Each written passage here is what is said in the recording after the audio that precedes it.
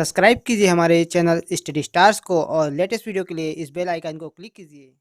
Hello student, मैं दीपेश केसरवानी आपको अपने इस यूट्यूब चैनल स्टडी स्टार्स में छत्तीसगढ़ से संबंधित वीडियो प्रोवाइड करता हूं। देखिए, हम लोग देख रहे थे हॉस्टल वार्डन एग्जाम 2016 के क्वेश्चन पेपर के क्वेश्चन और उसके आंसर। तो यहाँ पर हम लोग आज देखने वाले हैं गणित के क्वेश्चन और उसके सॉल्यूशन को। तो चलिए स्टार्ट करते हैं। क्वेश्चन नंबर 71 है आपका। एक संख्या x दूसरी संख्या y से 25% अधिक है तो y संख्या x से कितने प्रतिशत कम होगी। देखिए, ये क्वेश्चन पूछा गया था कि x जो है वो y से 25% अधिक है तो y जो है x से कितना प्रतिशत कम होगा। सिंपल क्वेश्चन है। आपको क्या करना है, मान लो y क्या है 100 है, y क्या है 100 है। 100 से 25% अधिक होगा मतलब 125 हो जाएगा। देखिए, x बराबर y प्लस 25%, जैसा कि क्वेश्चन में कहा गया है। तो 100 फिर 25% अधिक तो 125। अब पूछा है यहाँ पर तो y संख्या x से कितने प्रतिशत कम है। तो सबसे पहले हम लोग क्या करेंगे, 125 माइनस 100 करेंगे तो हमारे पास आ जाता है 25। प्रतिशत निकालेंगे y के सापेक्ष में, तो देखिए 25 बटे 125 करेंगे तो 1/5 आ जाएगा और ये 5 जो है 100 को 20 बार में कट कर देगा। तो आंसर क्या आएगा, ऑप्शन नंबर बी 20। सिंपल है, क्वेश्चन को थोड़ा सा समझना है आपको। अगला प्रश्न देख लेते हैं हम लोग। यहाँ पर 20% आंसर है, आप देख सकते हैं। अब क्वेश्चन नंबर देखिए 72।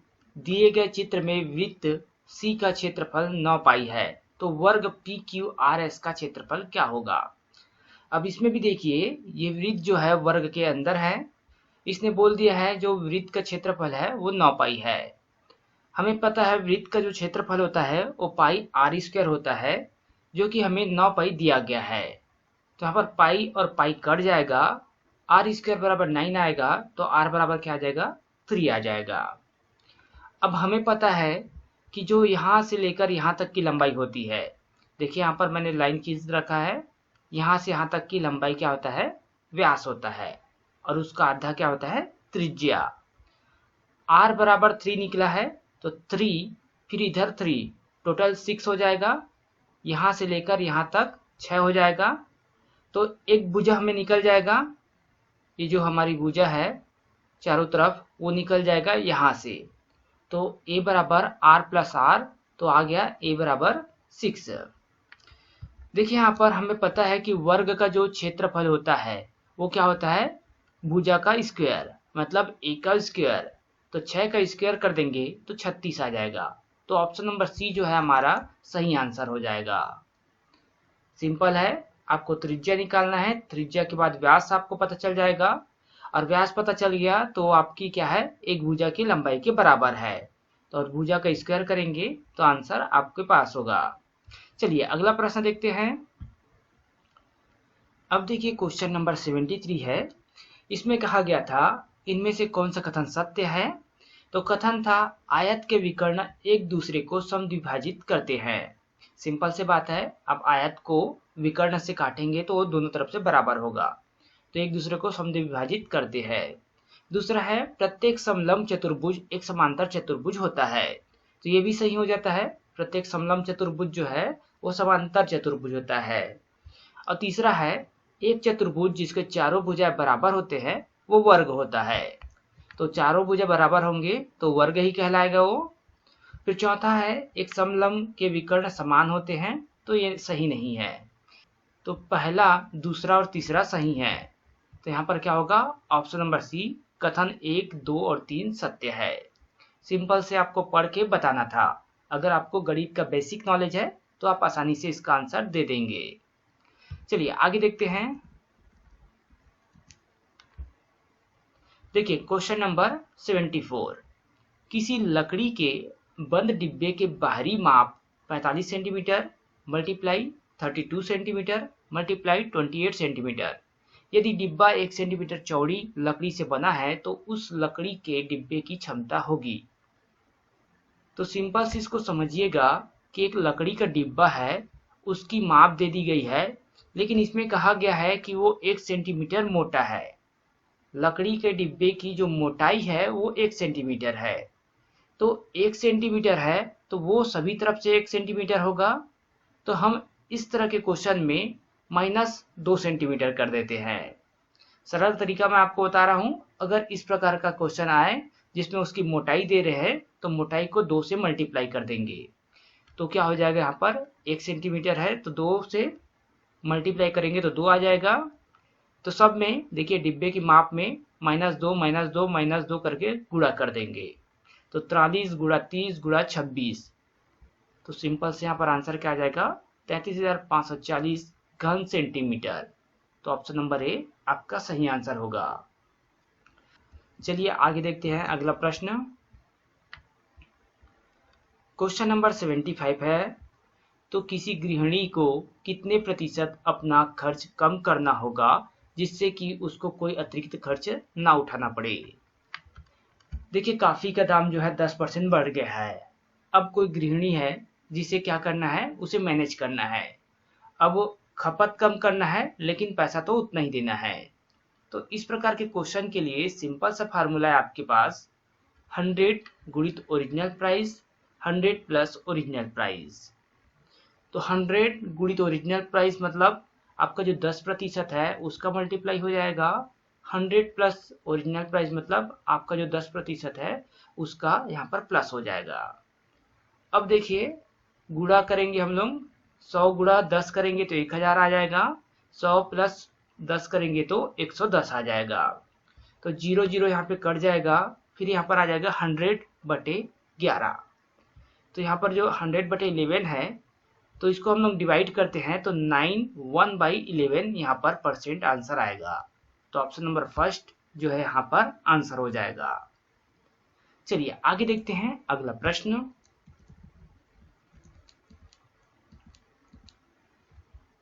अब देखिए क्वेश्चन नंबर 76, इसको आपको अच्छे से समझना होगा।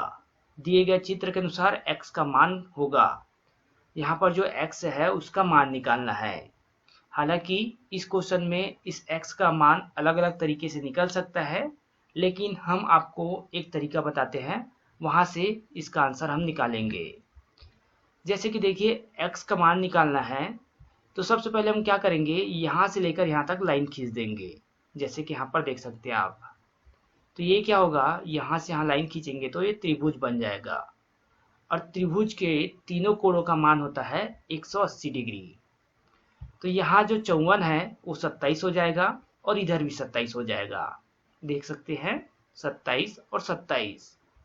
इधर क्या है 43 है, तो ये 43, तो 43 प्लस 27 कितना होता है 70। तो ये कितना निकल जाएगा, यहाँ पर अगर ऐसे यहाँ पर आया तो ये कितना निकलेगा 110। तो 27 प्लस 43 प्लस 110 बराबर 180 डिग्री। और ये 110 जो है वो कहाँ से आया, क्योंकि इसे हमें 180 डिग्री करना है तो 27 प्लस 43 प्लस 110 यहाँ पे आएगा। इसी प्रकार देखिए यहाँ 27 यहाँ 38 तो यहाँ 115 आ जाएगा, क्योंकि 27 प्लस 38 कितना होता है 65 होता है। तो यहाँ पर 115 आ गया तो 180 डिग्री हो गया। लेकिन तीसरा रूल भी देखिए, यहाँ पर जो यहाँ पर ये लाइन हुआ, ये लाइन हुआ और ये तीनों लाइन हुआ, तीनों का जो यहाँ पर गोल करेंगे हम इसको तो 360 डिग्री होता है।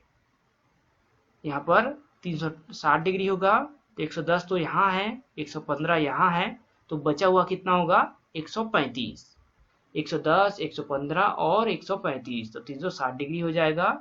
तो यहाँ पर जो आया कितना आया 135 डिग्री। तो ऑप्शन नंबर सी इसका सही आंसर होगा। चलिए आगे देखते हैं। क्वेश्चन नंबर 77 है, ए तथा बी की औसत आयु 20 वर्ष है। यदि सी ए का स्थान लेता है तो औसत आयु 19 वर्ष हो जाती है, तथा यदि सी बी का स्थान लेता है तो औसत आयु 21 वर्ष हो जाती है। तो ए बी सी की आयु होगी। अब ए बी सी की आयु निकालना है हमें। तो देखिए ए प्लस बी कितना है औसत आयु, तो 20 वर्ष। तो ए और बी है, दो लोग है तो 20 गुणा 2 कर देंगे क्योंकि औसत है, तो यहाँ पर 40 वर्ष हो जाएगा दोनों मिला के। सिमिलरली बी प्लस सी, तो यहाँ पर 38 आएगा, 19 गुणा 2 करेंगे क्योंकि यहाँ पे 19 वर्ष औसत है। फिर देखिए यहाँ पे ए प्लस सी करेंगे तो 21 वर्ष औसत है, तो 2 का मल्टीप्लाई 42 हो जाएगा, यहाँ 21 है। अब सबको जोड़ देते हैं, तो ए यहाँ पर 2 बार है, बी यहाँ पर 2 बार है, सी यहाँ पर 2 बार है, तो 2abc आ जाएगा। यहाँ पर देखिए इसको जोड़ेंगे तो 120 आ जाएगा। ये दो जो है 120 को कट करेगा तो 60 आ जाएगा। a प्लस बी प्लस सी बराबर 60।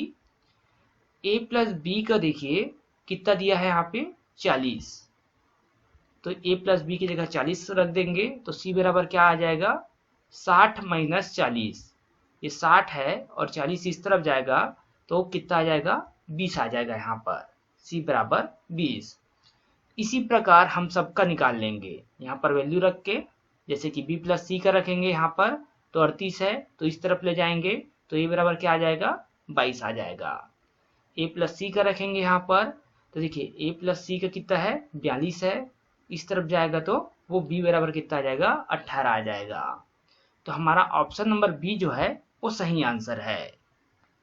चलिए आगे देखते हैं अगला प्रश्न। अब देखिए क्वेश्चन नंबर 78, ए तथा बी की आय का अनुपात 3:2 तथा खर्च का अनुपात 5:3 है। यदि दोनों 200 रुपए की बचत करते हैं तो ए का आय है। ए का आय हमें बताना है। ए और बी की आय और खर्च दोनों का अनुपात दिया गया है। हम क्या करेंगे, मान लेते हैं ए की आय जो है 3x है और बी की आय 2x है। फिर खर्च क्या हो जाएगा, ए बराबर 3x माइनस 200। देखिए यहाँ पर आय का अनुपात है 3:2, तो 3x और 2x मान लेंगे। अब खर्च कितना होगा, जितना हम बचत से घटा देंगे तो जितना पैसा आएगा वो खर्च होगा, तो 3x माइनस 200 कर देंगे और इसका 2x माइनस 200 कर देंगे। फिर प्रश्न अनुसार देखिए, ये जो है आपका खर्च का अनुपात है, तो खर्च का अनुपात ले लिए हम लोग सिमिलरली, और ये 5:3 में दिया है तो 5:3 में ले लेते हैं। तिर्यक गुणा होगा मतलब क्रॉस मल्टीप्लिकेशन यहाँ से यहाँ तक, तो ये 3 9x हो जाएगा। फिर ये 200 आपका 600 हो जाएगा। 2x यहाँ पर 5 से मल्टीप्लाई होकर 10x हो जाएगा और 200 यहाँ पे 1000 हो जाएगा। यहाँ पर 9x इस साइड आएगा तो क्या हो जाएगा x हो जाएगा और 1000 इस साइड जाके प्लस हो जाएगा, तो यहाँ पर क्या आएगा 400। तो x बराबर क्या आया 400। x बराबर 400 रुपये है, तो a का जो है आपका आय कितना है 3x, तो 3x में 3x, तो 3 के बाद x से मल्टीप्लाई करेंगे मतलब 400 से मल्टीप्लाई करेंगे, तो यहाँ पर क्या आ जाएगा 1200 रुपये। चलिए अगला देख लेते हैं हम लोग। क्वेश्चन नंबर 79, उस त्रिभुज का सबसे बड़ा कोण होगा यदि उसकी भुजाएं 7 सेंटीमीटर, 5 सेंटीमीटर और 3 सेंटीमीटर है। तो एक त्रिभुज का सबसे बड़ा कोण बताना है जिसकी भुजा हमें दी गई है। देखिए यहाँ पर एक त्रिभुज हम बना लेते हैं 3 सेंटीमीटर, 5 सेंटीमीटर और 7 सेंटीमीटर का। इसके सबसे बड़ा कोण हमें बताना है, तो हम क्या करेंगे, इसके लिए एक फार्मूला यूज करेंगे। cos c बराबर a का स्क्वायर प्लस b का स्क्वायर माइनस c का स्क्वायर अपॉन मतलब नीचे में 2ab, ये हमारा फार्मूला है जिससे हम आसानी से इसका आंसर निकाल लेंगे। a बराबर 3 दिया गया है, b बराबर 5 और c बराबर 7। इसको हम इस फार्मूला में पुट करते हैं, तो cos c बराबर देखिए 3 का स्क्वायर प्लस 5 का स्क्वायर माइनस 7 का square upon 2 into 3 into 5। Solve करते हैं तो माइनस 1/2 आता है। तो अगर आपको कॉस का टेबल याद होगा, आपने ट्रिग्नोमेट्री पढ़ा होगा तो कॉस का टेबल याद होगा, तो जो -1/2 आता है वो 120 डिग्री में आता है। याद होगा तो आप डायरेक्ट आंसर निकाल लेंगे।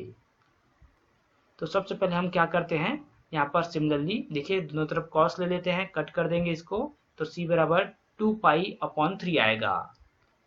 इसके बदले क्या आया 2π/3। पाई बराबर क्या होता है 180 डिग्री, 2 मल्टीप्लाई में है, अपॉन में 3 है, तो आंसर आएगा 120 डिग्री, ऑप्शन डी। वैसे आपको यहीं से आंसर पता चल जाएगा, cos c बराबर -1/2 आया, तो cos का टेबल याद होना चाहिए आपको, और टेबल से डायरेक्ट आपको याद आ जाएगा कि cos में -1/2 जो है वो 120 डिग्री में आता है। क्वेश्चन नंबर 80 है, वह न्यूनतम संख्या जिसको कि 1018 में जोड़ने से पूर्ण वर्ग प्राप्त होता है होगी। अब यहाँ पर आपको वर्ग याद होना चाहिए या फिर आपको वर्ग निकालने आना चाहिए।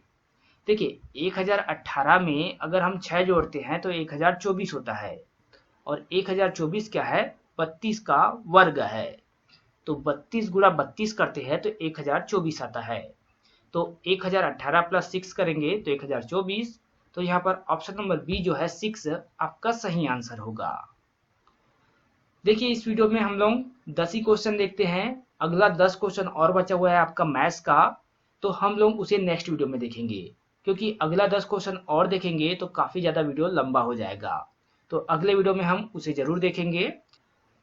और अगर आपको ये वीडियो पसंद आया हो तो इस वीडियो को आप लाइक करें, और अगर कोई नया स्टूडेंट हमारे चैनल में पहली बार आया हो तो चैनल को सब्सक्राइब करिए। साथ ही नीचे डिस्क्रिप्शन बॉक्स में हमारे टेलीग्राम चैनल का लिंक दिया गया है, वहां से आप हमारे टेलीग्राम चैनल में ज्वाइन करिए।